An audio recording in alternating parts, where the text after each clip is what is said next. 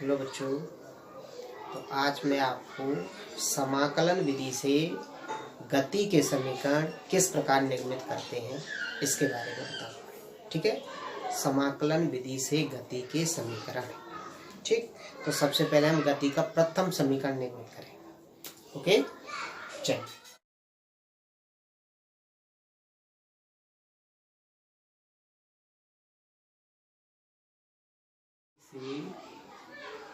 गति का प्रथम समीकरण,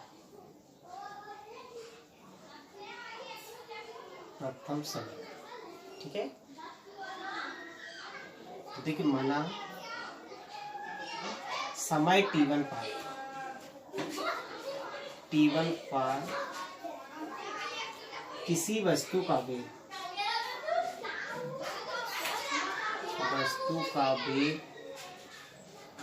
v1 तथा समय t2 पर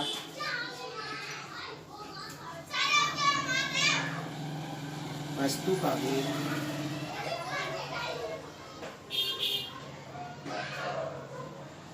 v2 है, तब v2 हो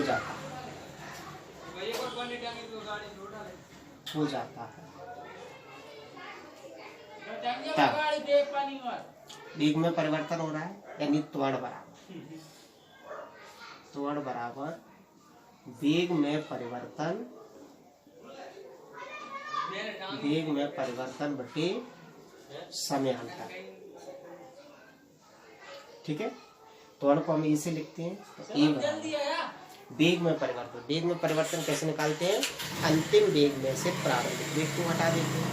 समयांतर कैसे निकालते हैं? अंतिम समय में से प्रारंभिक समय को घटा देते हैं। तो जी आ जाएगा v2 माइनस के v1 बटे t2 माइनस के t। ठीक है, कोई दिक्कत इसमें? चलिए, देखिए v2 में से v1 घटाएंगे, यानी अंतिम वेग में से प्रारंभिक वेग को घटाएंगे तो कुछ मान निकल के आएगा। उसको मैं मान ले रहा हूँ dv। जहाँ dv क्या होगा? वेग में परिवर्तन। तो कुछ ऐसा लिख दे रहा है, चूंकि dv बराबर v2 माइनस के v1, यानी v2 माइनस v1 क्या है? वेग में परिवर्तन। और वेग में कितना परिवर्तन हुआ है वो मैंने dv मान लिया। इसी प्रकार dt बराबर, यानी समय में कितना अंतर है तो वो समय का अंतर मान लिया मैंने dt। तब a बराबर क्या हो जाएगा? dv बटे dt। ये वैल्यू तिथियां गुणा कर दें तो dv बराबर आ जाएगा a dt। ठीक है, यहां पर आके इसका हम समाकलन कर दें। समाकलन करने पर क्या हो जाएगा? dv बराबर a dt। जी का वेग में परिवर्तन, और वेग की लिमिट होती है u से v, यानी प्रारंभिक वेग से अंतिम वेग। जी का लिखा है dt यानी समयांतर, तो समय की लिमिट हो जाएगी 0 से t। ठीक है, ओके। चलिए, इसके आगे क्या करेंगे हम? देखिए, ये dv जैसे का जैसा और u से v इसकी लिमिट भी ऐसा। ये नियतांक के बाहर आ जाएगा। ये dt लिमिट 0 से 2। ध्यान रखना, dt यानी समय के अलावा कुछ भी होगा वो नियतांक माना जाएगा और वो बाहर आ जाएगा। ओके, इसका समाकलन कर दें तो ये आ जाएगा। देखिए, dv का समाकलन हो जाएगा v लिमिट u से a जैसे का जैसा। dt का समाकलन हो जाएगा t और लिमिट 0 से। अब हम लिमिट लगा दें तो पहले v की जगह अपर लिमिट, तो v की जगह v, माइनस चिन्ह, v की जगह लोअर लिमिट u बराबर a जैसे का जैसा। पहले t की जगह अपर लिमिट t और माइनस t की जगह लोअर लिमिट 0। इसको और सॉल्व करेंगे तो v माइनस के u बराबर राइट साइड में कितना बचेगा 80, u को उधर ले जाए तो v बराबर u प्लस 80। ये हमारा गति का प्रथम समीकरण, v बराबर u प्लस 80, ये हमने समाकलन विधि से प्रूव किया है और ये हमारा गति का प्रथम समीकरण। ठीक है, नीचे लिख देंगे यही गति का प्रथम समीकरण है। अब आता है अगला प्रश्न, समाकलन विधि से गति का द्वितीय समीकरण निरूपित कीजिए। बिल्कुल ऐसे ही करना है, गति का द्वितीय समीकरण भी बहुत सिंपल है, आप देखिएगा, इसको मैं बता रहा हूँ आप समझेंगे। तो गति के द्वितीय समीकरण में क्या आता है, विस्थापन आता है। ठीक है, प्रथम में विस्थापन नहीं आता था, गति के द्वितीय समीकरण में क्या आता है, विस्थापन आता है। और विस्थापन पर किस पर डिपेंड करता है, वस्तु की स्थितियों पर। ठीक है, क्योंकि विस्थापन बराबर क्या होता है, वस्तु की अंतिम स्थिति में से प्रारंभिक स्थिति को घटाते हैं तो वो विस्थापन निकल के आता है। यानी विस्थापन मतलब वस्तु की स्थितियों पर निर्भर करता है। तो यहाँ पर हम वस्तु की स्थिति को मान के चले, जैसे पिछले क्वेश्चन में हमने वेग माना था, ऐसे यहाँ पर स्थितियों। तो समाकलन विधि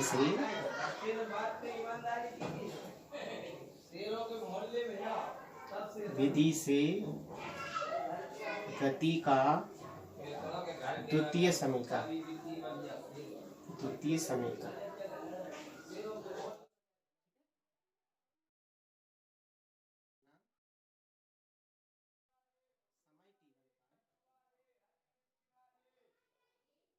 T1 पर वस्तु की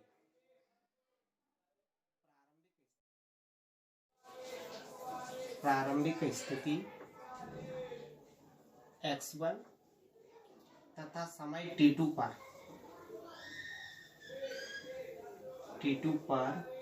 वस्तु की अंतिम स्थिति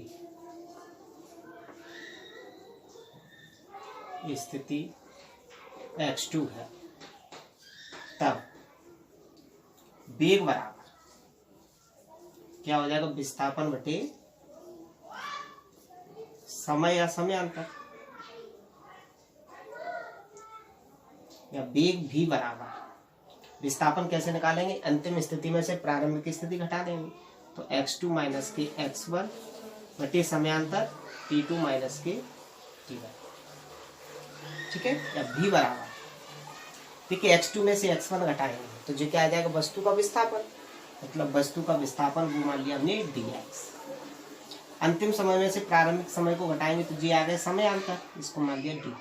चाहो तो यहाँ लिख देना dx बराबर x2 माइनस के x1 और dt बराबर t2 माइनस के t1। ठीक है, कोई दिक्कत यहाँ तक? मैं इसको साफ कर दे रहा हूँ।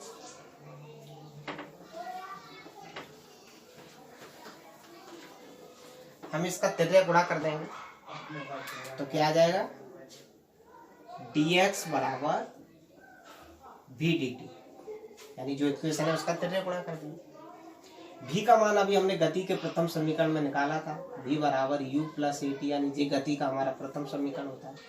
ये वैल्यू यहाँ पर पुटअप कर दें, ध्यान रख दें, तो जो हो जाएगा dx बराबर v की वैल्यू रख रहा हूँ u प्लस 80 और ये dt यथावत, dt का अंदर मल्टीप्लाई कर दे रहा हूँ तो जो आ जाएगा dx बराबर u dt और प्लस के 80 इंटू dt। यहाँ ध्यान देना कि जी यहाँ पर d और x अलग अलग नहीं है, जी एक ही भौतिक राशि है विस्थापन। यहाँ पर जी d और t अलग अलग नहीं है, जी एक ही भौतिक राशि है अल्प समय या समयांतर। यहाँ पर भी जी d और t अलग अलग नहीं है, जी एक ही अल्प समयांतर मतलब अल्प समय। ठीक है, यहाँ पर जिस t समय है और जी अल्प समय यानी समयांतर।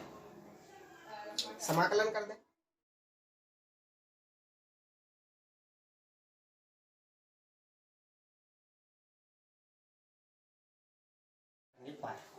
तो पूरे में समाकलन का चिन्ह लगा दें तो क्या आ जाएगा जी, dx बराबर u dt 80 dt, पूरे में समाकलन कर दें अब समाकलन की लिमिट लगा, सॉरी अब सबकी लिमिट लगा दें। तो ये विस्थापन है, तो विस्थापन की लिमिट 0 से s, ये समय की लिमिट 0 से t, और ये भी समय, तो इसकी लिमिट भी 0 से t। क्लियर? देखिए dx है, तो x के अलावा यहाँ कुछ भी होगा उसको हम बाहर निकाल देंगे।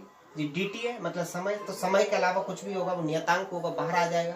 यहाँ भी जो dt मतलब समय के अलावा कुछ भी होगा उसको बाहर निकाल देंगे। तो देखिए ये तो जैसे का जैसा कुछ भी नहीं है इसमें, आगे 0 से s, यहाँ पर u बाहर आ जाएगा नियतांक, तो ये 0 से t और जो dt यथावत, प्लस यहाँ पर a बाहर आ जाएगा, 0 से t dt, क्योंकि t के अलावा मतलब जैसे ये dx है तो x के अलावा जो होगा बाहर निकाल देंगे, ये dt है तो t के अलावा जो होगा बाहर निकाल देंगे, ये dt है t के अलावा जो होगा बाहर निकाल देंगे, तो t के अलावा यही है, तो a आ गया बाहर। ठीक है, अब हम इसका समाकलन करें, तो देखिए dx का समाकलन हो जाएगा x, और जिस समाकलन की लिमिट लिख दी 0 से x, u बाहर आ गया, dt का समाकलन आ जाएगा t, लिमिट 0 से प्लस a जैसे का जैसा। यहाँ पर देखिए ये फॉर्मूला बन गया समाकलन का, x की घात n dx क्या होता है, घात में एक जुड़ जाता है और जितनी घात होती है उतनी नीचे लिख देते हैं। यहाँ पर ये t की घात कितनी है 1, तो ये t के फॉर्म में बन गया, जैसे t की घात n dt, तो क्या हो जाएगा, घात में एक जुड़ जाएगा, तो जो हो जाएगा n प्लस 1 बटे n प्लस 1, क्योंकि यहाँ पर n की जगह कितना 1 दिया है, तो मैं उसको n बोल रहा हूँ लेकिन लिखेंगे 1, और ये इसकी लिमिट है 0 से, इसको भी आप लिख लें। ठीक है, समझ में आ गया ना? देखिए ये जैसे का जैसा भी 0 से s, जे भी जैसे का जैसा,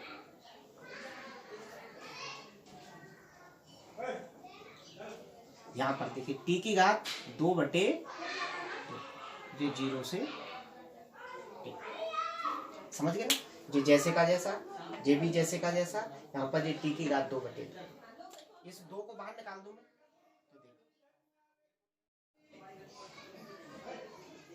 तो ये जैसे का जैसा 2 बाहर आ जाएगा, तो क्या लिख देंगे हम इसको 1 बटे 2 और a बाहर आएगा 1 बटे 2, और जी अभी t, इसको 0 से t। अब हम लिमिट लगाएं। ठीक है, लिमिट आप लगा ही लेते, कैसे लगाते हैं?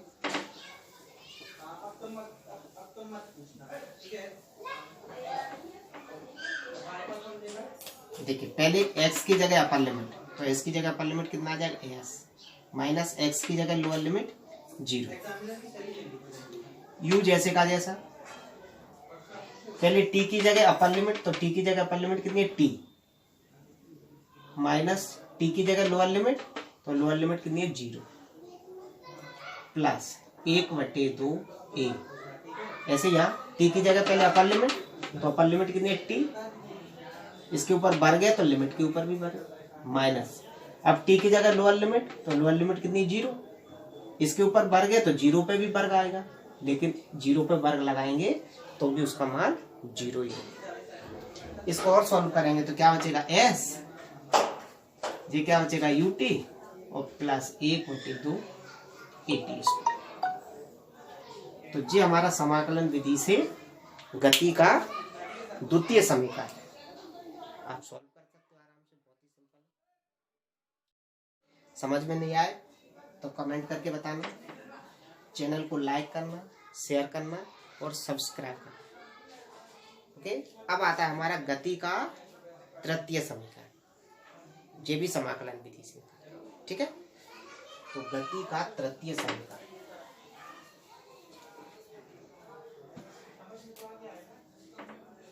समाकलन विधि से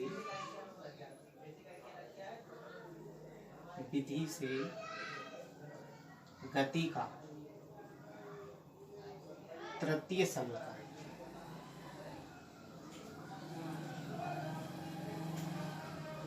ठीक है। तो देखिए गति के तृतीय समीकरण में भी एस आता है, मतलब विस्थापन आता है।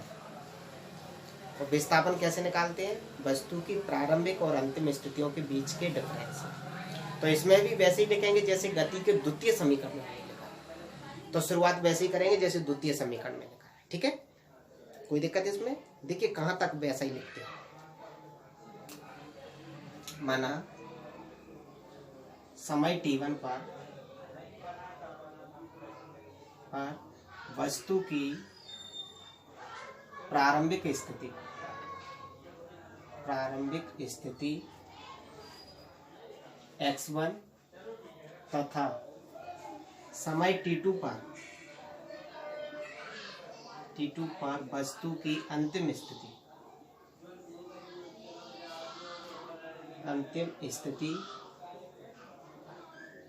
x2 तब या x2 होगी, ठीक है। तब वेग बराबर विस्थापन बटे समयांतर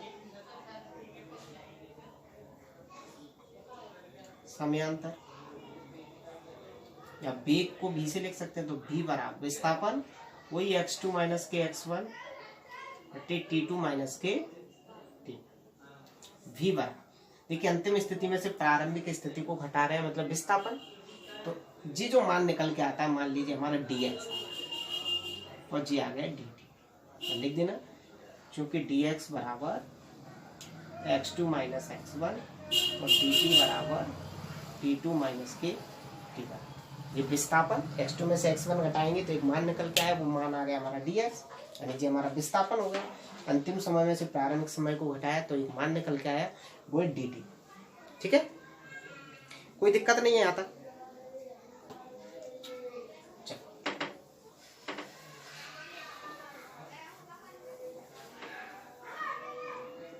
देखिए मैं अभी जैसे का जैसे लिख रहा हूँ, v बराबर dx बटे dt, ठीक है। कोई अंतर नहीं, वही चीज दोबारा से लिख दिया मैंने। ऐसा क्यों लिखा है मैं आपको बता रहा हूँ। देखिए गति के तृतीय समीकरण में समय नहीं होता है, ठीक है, समय नहीं होता है, t नहीं आता है। तो इसमें से t को हटाना है, मतलब समय को यहाँ से हटाना है, ठीक है, क्योंकि समय को हटाना पड़ेगा। अब समय को हटाने के लिए इसकी जगह कोई वैल्यू पुट अप करनी पड़ेगी। तो मैं यहाँ से समय को हटा रहा हूँ, ठीक है, आना है, ठीक है। गति के तृतीय समीकरण में t नहीं आता है, तो t को हमें क्या करना है, यहाँ से हटाना है। अब t को हटाएंगे तो उसकी जगह कोई मान रखना पड़ेगा। तो देखिए मैं क्या कर रहा हूँ उसके लिए, यहाँ पर मैं इसमें dv से गुणा कर रहा हूँ और dv से भाग दे रहा हूँ, ठीक है। dv से गुणा तथा भाग करने पर, ऐसा करने से कोई अंतर नहीं आएगा, ठीक है। नई लाइन से देखिए v बराबर, मैं इसको इंटरचेंज कर रहा हूँ, dt को इधर लिख रहा हूँ और dv को इधर, इन दोनों को इंटरचेंज कर रहा हूँ। तो क्या हो जाएगा, dx बटे dv और इंटू dv बटे क्या हो जाएगा dt, ठीक है। जब हम गति का प्रथम समीकरण सॉल्व कर रहे थे तो जे किसी की वैल्यू बनी थी। अब प्रथम समीकरण को यदि देखेंगे पेज पलटकर तो आपको जो पता चल जाएगा कि dv बटे dt किसके बराबर होता है। तो dv बटे dt बराबर होता है a बराबर dv बटे dt, ठीक है। और वैसे भी जो त्वरण बराबर वेग में परिवर्तन बटे समयांतर, ये डेफिनेशन भी होती है। तो इसकी जगह मैं क्या लिख सकता हूँ, a लिख सकता हूँ। तो v बराबर क्या आ जाएगा, dx बटे dv इंटू a, इसकी जगह मैंने a लिख दिया। अब यहाँ से dt हट चुका है, ठीक है। जब dt यहाँ से हट चुका है तो यदि अब इसको हम सॉल्व करेंगे तो हमें गति का तृतीय समीकरण ही मिलेगा। मैं त्रिज्या गुणा कर दे रहा हूँ, क्रॉस प्रोडक्ट। तो जी क्या आ जाएगा, v dv बराबर a को पहले लिख दे रहा हूँ a dx, ठीक है। त्रिज्या गुणा कर दिया मैंने, समाकलन कर दें। समाकलन करने पर, ठीक है, समाकलन करेंगे तो क्या हो जाएगा, समाकलन v dv बराबर समाकलन a dx। देखिए जो dv लिखा है मतलब वेग, और वेग की लिमिट होती है u से भी। ये dx यानी विस्थापन, और विस्थापन की लिमिट 0 से s।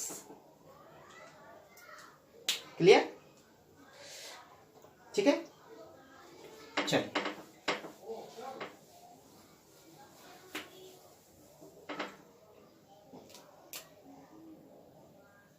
u से v, ठीक है, u से v लिखा है। अब देखिए जी वेग लिखा है, तो वेग के अलावा यहाँ पर जो भी होगा उसको बाहर निकाल देंगे, वो नियतांक माना जाएगा वेग को छोड़कर। डीवी लिखा है मतलब वेग, तो वेग को छोड़कर यहाँ पर जो भी होगा वो नियतांक होगा, बाहर निकाल देंगे। तो वेग के अलावा यहाँ कुछ भी नहीं, तो बाहर यहाँ कुछ नहीं निकलेगा। जब विस्थापन है dx, तो x के अलावा यहाँ पर कुछ भी होगा उसको बाहर निकाल देंगे। तो a है तो ये बाहर निकल जाएगा, क्योंकि x के अलावा यहाँ जो भी होगा वो नियतांक बना। तो देखिए क्या हो जाएगा जी u से v जैसे का जैसा, v dv जैसे का जैसा बराबर ये आ गया बाहर, और ये dx और ये इसकी लिमिट 0 से s। ठीक, चलिए अब इसका हम समाकलन कर दें, तो फिर से वही फॉर्मूला बन जा रहा है समाकलन का। x की घात n dx क्या हो जाता है, घात में 1 जुड़ जाता है और उतनी घात नीचे लिखती है। ठीक है, देखिए यहाँ पर क्या है, v की घात 1 मानी जाएगी, तो n की जगह कितना होगा 1, तो क्या बन जाएगा जी, v की घात n प्लस 1 यानी 1 प्लस 1 बटी 1 प्लस, ये समाकलन हो गए। लिमिट लिख देंगे बड़े ब्रैकेट के ऊपर, a जैसे का जैसा, dx का समाकलन हो जाता है x, ये लिमिट जैसे। इसको और सॉल्व करेंगे तो v की घात 2 बटे 2, लिमिट जैसे की जैसे बराबर a, जे भी अभी जैसे। अब हम लिमिट लगाएंगे, ठीक है, लिमिट लगा दें, तो मैं ऊपर ही लगा रहा हूं। देखिए पहले क्या करेंगे, v की जगह अपर लिमिट, तो v की जगह अपर लिमिट कितनी है v, लेकिन इस पर वर्ग है तो वर्ग लगा, माइनस, अब v की जगह लोअर लिमिट रखेंगे, तो v की जगह लोअर लिमिट कितनी है u, तो u इस पर वर्ग है तो वर्ग लगा, और ये 2 जैसे का जैसे बट्टी का 2 बराबर a, पहली x की जगह अपर लिमिट, तो x की जगह अपर लिमिट कितनी है s, माइनस x की जगह लोअर लिमिट 0। ठीक है, क्या हो जाएगा जी, v स्क्वायर माइनस के u स्क्वायर बटी 2 बराबर जो हो जाएगा as। ठीक है, नई लाइन से हम तिर्य गुणा कर दें 2 का, तो जी बन जाएगा हमारे पास v स्क्वायर माइनस के u स्क्वायर बराबर 2as। u को उधर ले जाए तो प्लस का हो जाएगा, तो v स्क्वायर बराबर u स्क्वायर प्लस के 2as। यह हमारा गति का तृतीय समीकरण है, ठीक है, जो हमने समाकलन विधि से प्रूव किया। तो इस तरह आप गति के तीनों समीकरण समाकलन विधि से कर सकते हैं। क्लियर? तो यदि कोई चीज़ समझ में नहीं आई है तो कमेंट करके बताएं, चैनल को लाइक करें, शेयर करें और सब्सक्राइब करें।